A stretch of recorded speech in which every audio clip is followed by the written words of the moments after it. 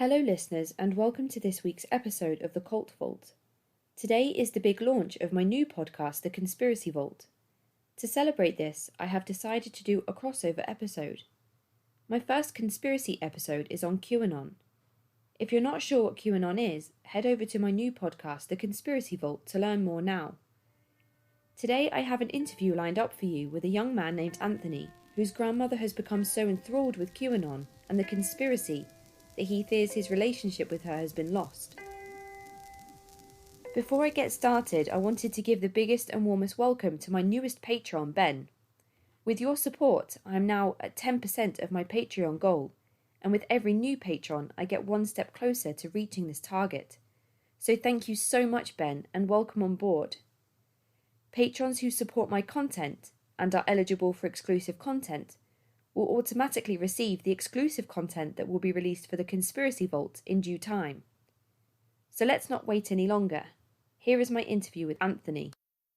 So hello Anthony and welcome to the podcast. Thank you so much for joining me today. Would you like to introduce yourself and tell our listeners a little bit about who you are and why you've come to speak with me today? Well, I'm Anthony, I'm 21, and my grandma has lost her mind and has gotten completely wrapped up in this QAnon conspiracy, cult, whatever it is. I don't know. And I stumbled across the QAnon Reddit thing, and I was like, oh my God, like a switch flip. Like, this is not just a me problem. Like, there's a lot of people having this. So I was like reading through them, and it's just crazy. It's so crazy. And where are you talking to us from tonight, Anthony? From Florida. From Florida. And do you think that the QAnon movement has a particular build-up in your area, or is it America overall? In the South, yeah. Especially because it's such a Republican stronghold around here and very just like conservative, very Christian like area. Right, okay. So lots of Trump supporters. Oh, yeah. Okay, and what can you tell us about what your understanding of QAnon is? So QAnon, from what I understand, it was an anonymous person on 4chan who basically said that Hillary Clinton was randomly arrested one day, and that this is like some top secret government official who has Q clearance or whatever, and people just like became obsessed with it, and he would come in and drop more just random drops. They call them Q drops, such as there's a military coup that Barack Obama is going to take over America, and that George Soros is funding like everything, and that's basically what I understand of it. Okay, and why has this conspiracy itself affected you personally? Well, my grandma is like really obsessed with it, and I kind of just thought it was just like a her thing because she does get like very focused on things. But reading online other people's experiences, like a lot of people are just becoming obsessed with it. And lately the whole obsession is to save the children movement, which began as a way to fund money for organizations to help kids who are being trafficked. But QAnon has taken it over and has convinced the followers that the Democrats are running some pedophile ring or something. It's a lot. Yeah, I think you've basically summed it up perfectly there. Yeah. The hashtag Save the Children is definitely trending on all social media platforms as far as I can tell. It goes back to other conspiracy theories such as Pizzagate and the recent Wayfair conspiracy theory that was recently trending as well. And from what I can tell, it's QAnon absorbing all conspiracy theories plausible and applying it to one single thread. So QAnon seems to be like one bubble in the middle. Yeah. And there are tangents coming off of this bubble, and these tangents are all the conspiracy theories that anybody has ever considered, ever. Yeah. And they are all real, and they are all linked, and they are all have QAnon at the center. That's my understanding of the movement itself. I might be wrong, but from the research that I've done, that's what I could ascertain. Why do you think QAnon is suddenly picking up so much traction? Well, one reason probably being the whole quarantine. People are at home, they're bored, they're on the internet 24/7. It's going to come across their feed one way or another.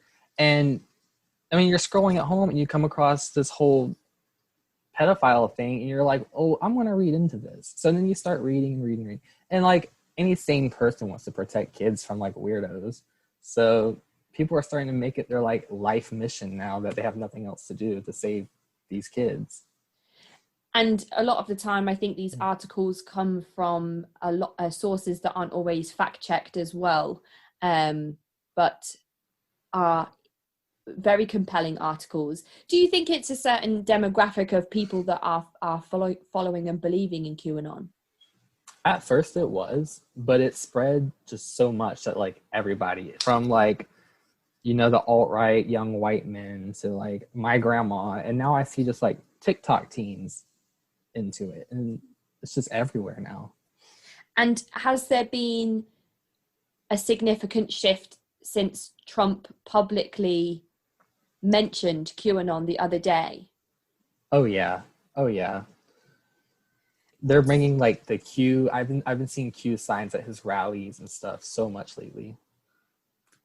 And your grandmother she's a firm believer in this movement, and you are not. Mm-hmm. No. Well, what was your relationship like with your grandmother growing up? We were very close. We were like kind of like friends. Like we would tell each other everything. We were so similar, and even politically leaning, we were kind of the same.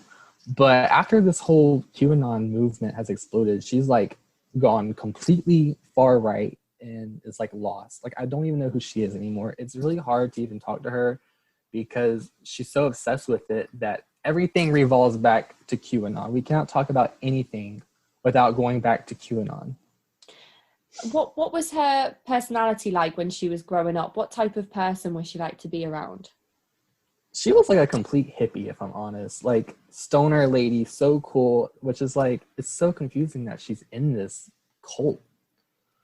And when you say that every conversation goes back to QAnon, can you recall any particular examples of that happening?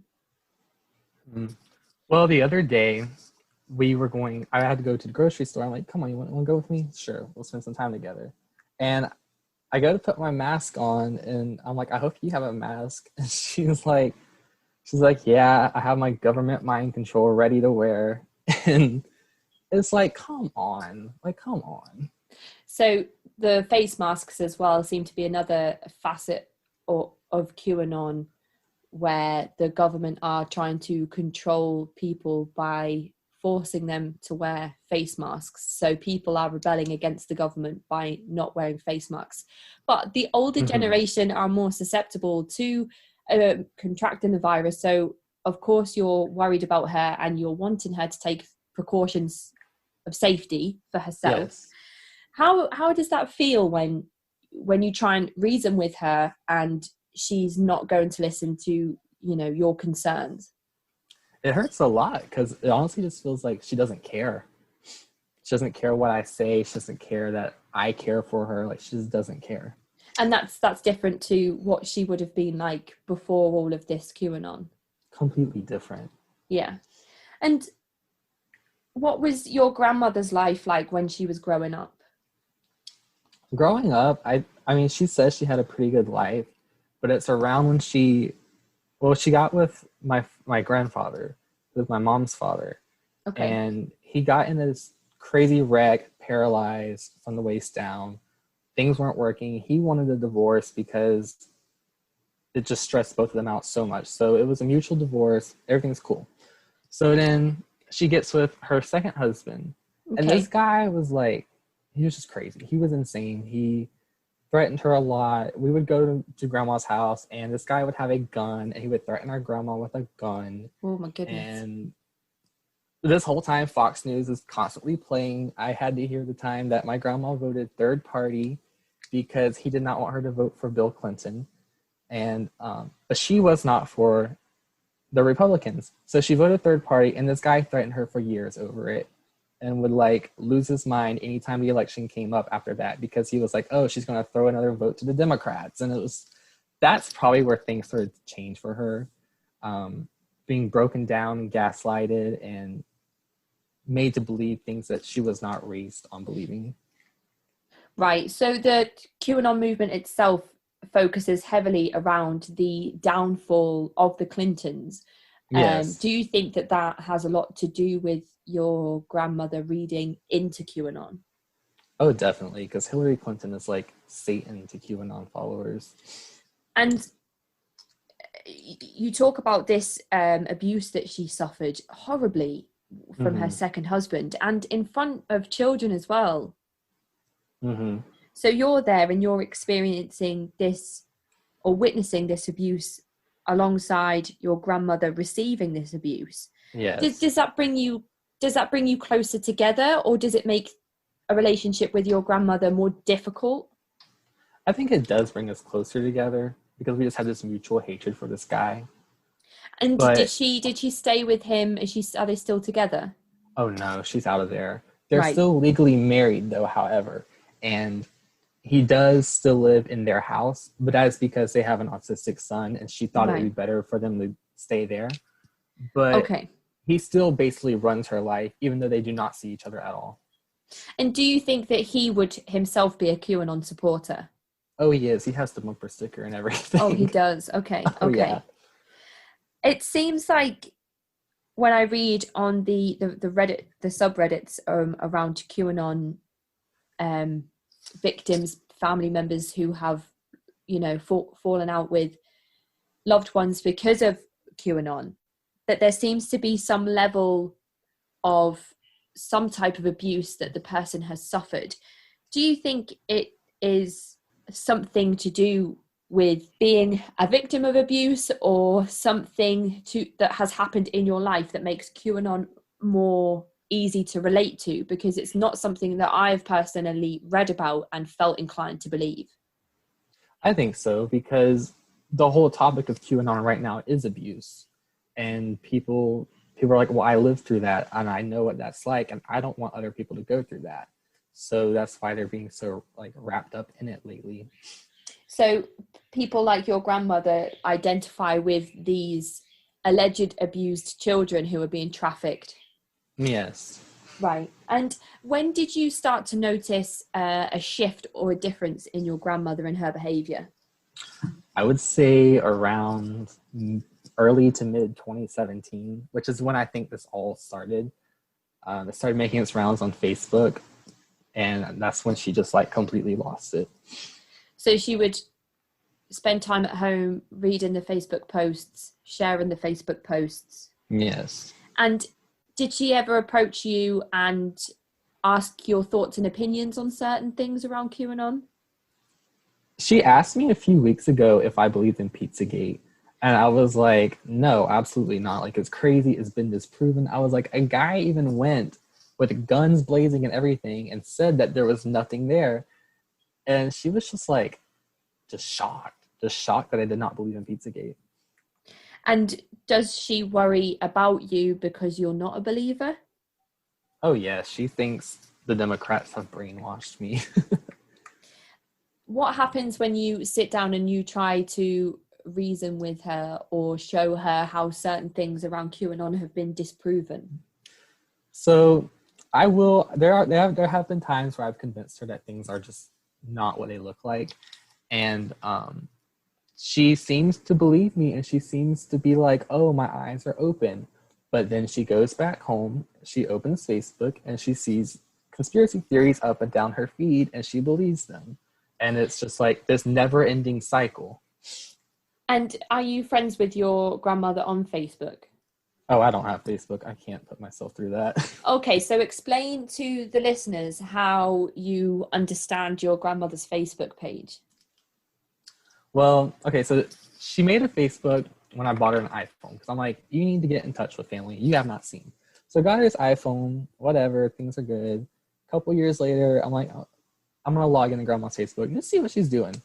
And that's when like just up and down her timeline was just nothing but like fake articles from like random sources that I've never heard of, just claiming the most insane things I've ever seen. Like, I remember seeing one that it was like Hillary Clinton was like she was eating baby limbs or something, and it's like people can't actually believe this, can they? And that's when I thought it was just like, okay, like it's a crazy old person thing. They did not grow up with the internet. They grew up with information for them in books and everything. Everything's real to them, so they believe this. But it's starting to spread to younger people now, I've noticed. And what's your initial reaction towards your grandmother when you found all of these things on her Facebook page? Disappointment. Did you sit down with her and explain to her, you know, what you thought about the things that she'd been sharing? I did, but it just goes in one ear and out the other. So she says, you know, okay, my eyes are opening, I'm listening to what you're saying, I'm not going to share any more articles. And then the next day you check her Facebook again and she's back sharing more articles and spreading the same conspiracy theories. Yes, and I think she doesn't even realize that some of them are QAnon. I think she truly believes everything she sees on Facebook is real. Okay, and do you think that that's common for a lot of internet users of that generation? Definitely. And what would be your advice for people who have a friend or family member who is involved in this same type of online discussion? I mean, I wish I knew. I mean, what I do, I just try my hardest to disprove everything I can and show her facts.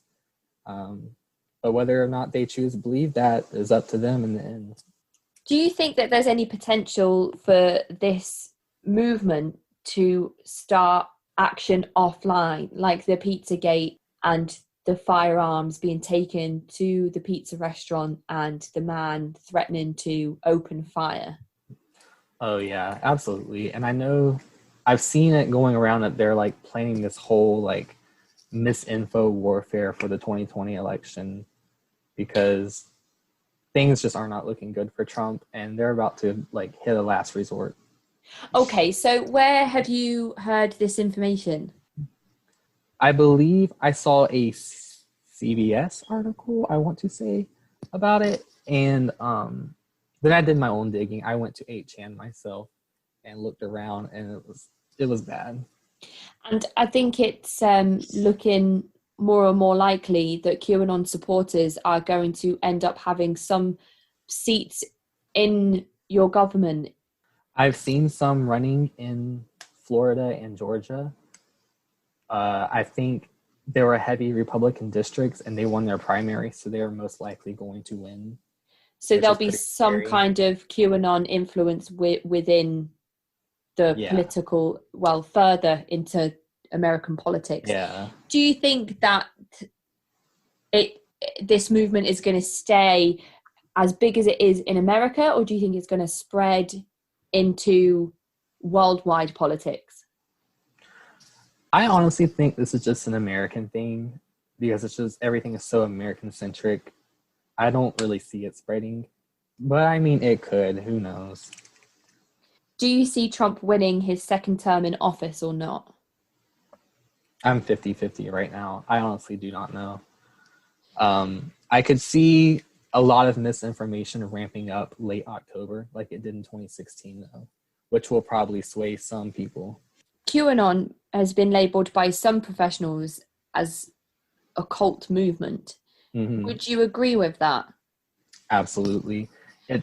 They put just blind faith into this person who's literally just an anonymous message board poster, and they live their entire lives revolving around this person. And but what I think is really unique about QAnon is a lot of the followers, they feed off of each other instead of the leader. Because when the leader is wrong, they're usually like, oh, well, this is bigger than Q. This is bigger than that. We're trying to save children and save the world, and they feed off of each other. A lot of the QAnon conspiracy theories don't even come from QAnon. They come from the followers feeding off of it and spreading it around through their circles. I think it's interesting when you say that, definitely, because it's almost in that sense that QAnon can never be wrong, even if the events that they are predicting never actually play out. Mm-hmm.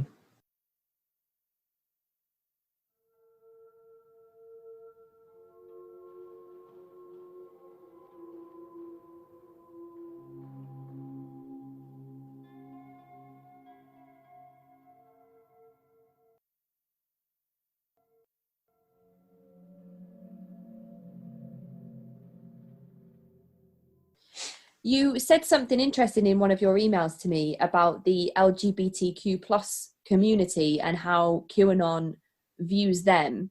Yeah. Would you just tell our listeners a little bit about what you spoke about? So I've seen it making its rounds on Facebook that Democrats want to allow pedophilia to be a like sexuality part of the LGBTQ plus. And I've seen my grandma sharing it, and like, I mean, I've told her, I'm like this is crazy. I'm like, your brother is gay, why? Like, why do you believe this? And she's like, well, I guess that makes sense. Like, I'm stupid for believing it. And then it's like she goes back to spreading it. But it's like they do this on Fox News. They plant fake stories to discredit the LGBTQ and to make them seem like a bunch of freaks and weirdos. I mean, it was just happening to RNC the other night. They were saying that the Democrats were trying to let boys go to girls' bathrooms at school and let boys play girls' sports. And it's just, I think that's linked to QAnon, honestly.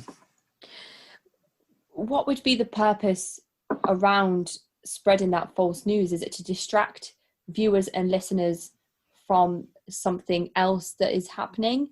Or is it to, what do you think is the agenda behind that?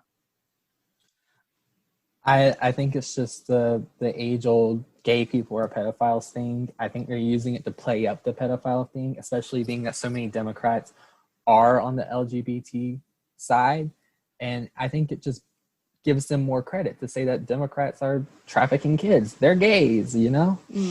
I think when you talk about what the worst possible crime is that somebody could commit, it has to be around children, the harming of children, or the trafficking of children, or the murdering and eating of children.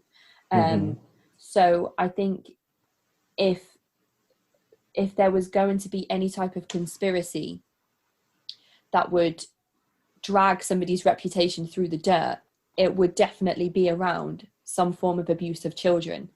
And it appears that QAnon has a belief that certain people in positions of power who happen to be mostly Democrats, but not always, you know, and high profiled members of Hollywood are all involved in harming children in every conceivable way. Every article I've read will have some form of child abuse, whether that is satanic rituals of drinking the blood of children, or eating the flesh of children, or trafficking, paedophilia, physical abuse of children. What is your relationship like right now with your grandmother? I mean, it's not great, but it's not bad.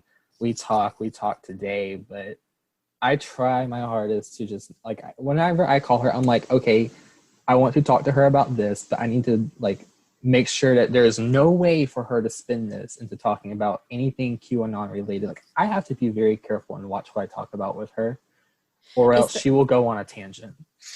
Do you find that quite exhausting? It's very exhausting. Do you have any examples of times where she's managed to link an unrelated topic back to QAnon?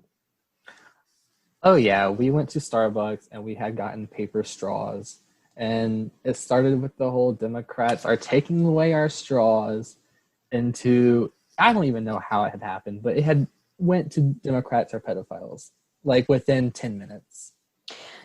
Have you had any QAnon rallies in your area that you know of? Not that I know of, because I live in a very small town. Right. But I do live near Jacksonville, which was going to be where the RNC was held. And I've heard that there are a lot of QAnon crazies over there. I've heard that there was groups of them over there, but I haven't really looked into it. And do you think it's mostly men or women that are involved with following QAnon? At first it was men. At first it was primarily, young white men on 4chan and 8chan. But as it spread through Facebook, I think suburban moms and grandmas and people like that who are home all day are seeing it, and they're believing it now. And these people are almost always Trump supporters. Almost always, but lately with quarantine, everybody being at home, I've seen a crazy amount of even like far leftists buying into it now. It's just it's really tough to get your head around when you read it on paper.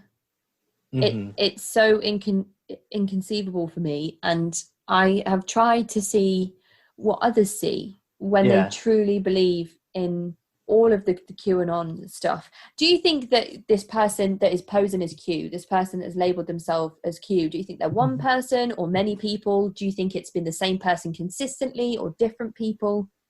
I think it's been different people. I think it's a group. Honestly, my theory is that it's probably some like group within Trump's circle trying to spread things, or possibly a Russian group is my theory. So that's just me.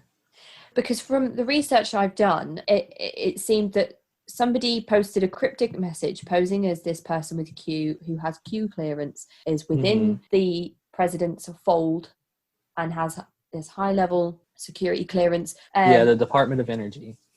And there's 4 main people then who are like internet influencers who take the cryptic message and say that they have worked out what it says.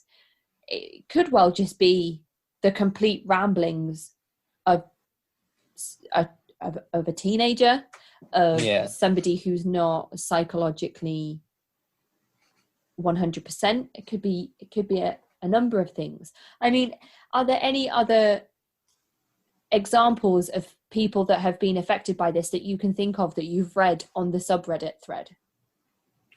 I cannot think of any right now, but I know on TikTok, I've seen just so many like teenagers just be completely lost to it now. And I think the reason for a lot of far left people buying into it now is I think it does all come back to Hillary Clinton, because the right hate her and the far left hate her. She took down Bernie Sanders. She was versing Trump. And I think that's like their mutual agreement, is that Hillary Clinton is terrible. And I think that's how a bunch of younger kids are getting into it now. I mean, TikTok, I think, is definitely aimed primarily at that demographic. Yeah. So if that is being used as a platform to spread the message of QAnon, it is likely that it will start to reach younger and younger people. There's just one example here on QAnon Casualties, which is the subreddit, of a post that was uploaded recently about somebody's experience of their dad and QAnon. So I'll just read a brief segment from it. It reads, "My dad has been into QAnon for nearly the last 2 years, and I believe that it's really warping and breaking our family apart. To start off with a bit of background, we're a family of 4. My dad is American, my mum is a New Zealander, and we've been living in New Zealand for nearly 2 decades, and we all live together in one house. It says here, for as long as I can remember, my dad has always been very patriotic and conservative." Is any of this sounding similar to your story so far? Yeah. "He absolutely loathes anything liberal and loves Fox News, especially Tucker Carlson." It goes on to give a load of information about his dad's political views. And then it says, "The first major red flag happened in March of last year, on the Monday following the Christchurch mosque shooting. My dad has always been very critical of Muslims, to the point where my dad would badmouth one of my Muslim childhood friends whenever he left the house after coming over to play video games. And even now, he still makes fun of Omar in Congress for being Muslim. And before the shooting happened, he ordered a shirt on eBay of a flaming Q, which was obviously to support QAnon." My dad decided he wanted to wear his Q shirt to work on the Monday following the shooting, and he got into an argument with my mum because I told her about the shooter posting on 8chan and how it might be a really bad idea to wear an article of clothing basically advertising a conspiracy theory that comes from the same place that the shooter posted. He responded by saying my mum was trying to censor him and trying to silence the truth, and he stormed off to work wearing the shirt anyway. And to this day, I think that incident really spelled out to me the real danger and its environment surrounding QAnon and what its basis was. So have you had any of those conversations with your grandmother yet where she thinks you're trying to censor her? I haven't heard it from her, like I'm trying to censor her. I've heard that I don't know what I'm talking about, and I've heard her agree with me and then go home and not agree with me. But it is a common theme within the QAnon circle to say that they're being censored, though I've noticed. And how old is your grandmother, if you don't mind me asking? I believe she's 64. She's 64, okay. And what were her thoughts and opinions around the Black Lives Matter movement?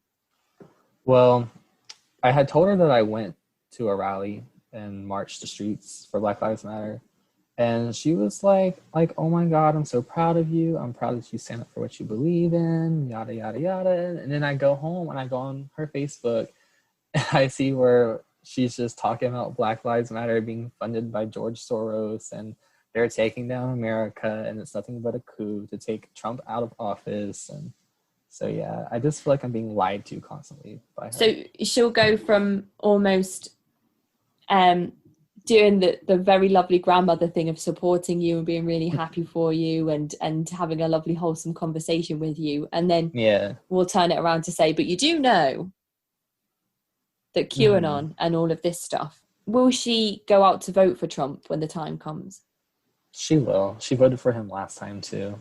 Right, okay. I've tried to reason with her, and I've had moments where I really think that I've flipped her, but give it 2 or 3 days and she's back far right. I suppose it's a really difficult one because she sounds as though she would have voted differently many years ago, but she may have just been so conditioned through her abuse to have ingrained in her now a completely different political opinion. Yeah. So another one, I'll just read the intro to this one. It says, my girlfriend's dad, QAnon and race. My girlfriend's dad is pretty nice to me, but also a fucking lunatic. I've known him about 6 months, and each month he seems to be spiraling more and more. I'm actively trying not to be around for visits because I'm a very blunt person with no time for nonsense. My girlfriend is a sweetheart and very patient, but even she's starting to become exhausted dealing with him. I can't hear him over the phone when he calls. He doesn't even ask how his daughter is, just dives straight into conspiracies. So that sounds to be quite similar to your experience. Yeah. That reminds me of, because at the beginning of the primary, I supported Kamala Harris, and because she was a very like center left person, and I had my grandma. I had her so convinced for her. Like I was like, we're gonna vote for her, and she was like, yeah, she's cool. I like her. She's not like crazy left, but you know, she's a grounded person.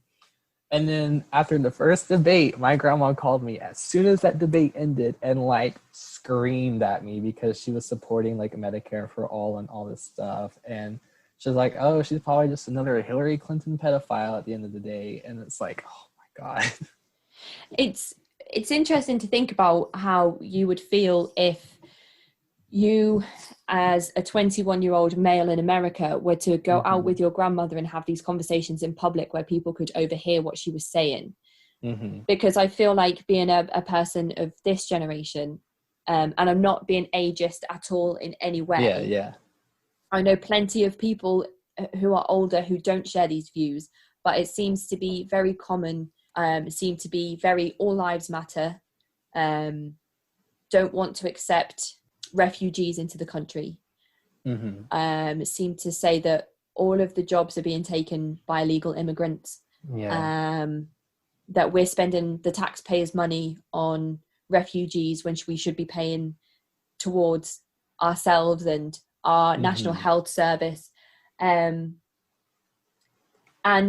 I think how I would feel if I was to be out in public and having these conversations. I remember once I was I'm working with an older woman, and we were walking to the train station, and she said something about how she'd just visited London, but she didn't like it anymore because it's not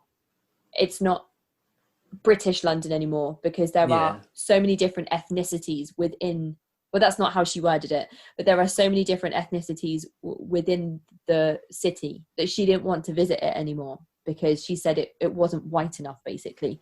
And I remember feeling so embarrassed, and I was cringing like into my coat, because I just don't share those views. I don't know if that's the same for you in terms of people that are racist or homophobic, or people that just say, you know, like you can't be trans, you can't be gay.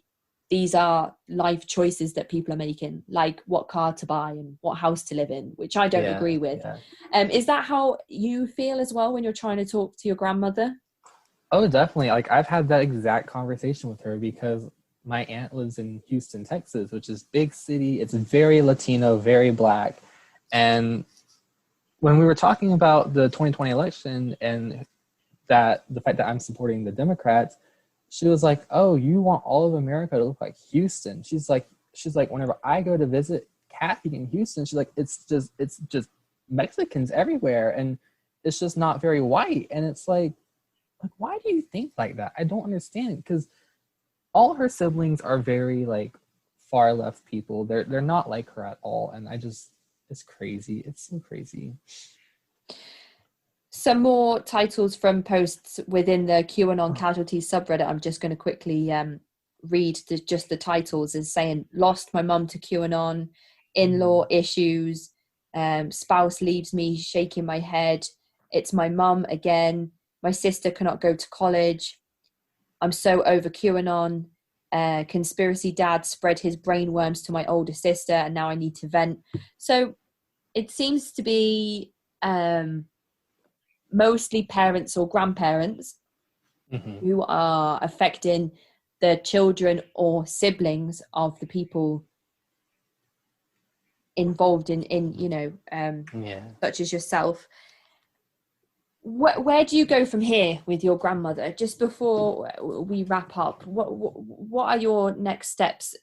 And are you going to continue to approach these topics with her, or are you just going to try and spend time with her avoiding the politics? What are your thoughts and feelings now? I honestly feel like I'm going to have to step it up, and I'm going to have to confront her more often, because the election is a couple months away, and no matter which way it goes, I think this stuff is going to just get way bigger than it is now. I think it's going to really take over people's lives that are in quarantine and just got nothing to do. And so I feel like I can't avoid it anymore. Like, there's no way to avoid it. Do you think that QAnon's come too far now to slow down, even as the quarantine starts to lift?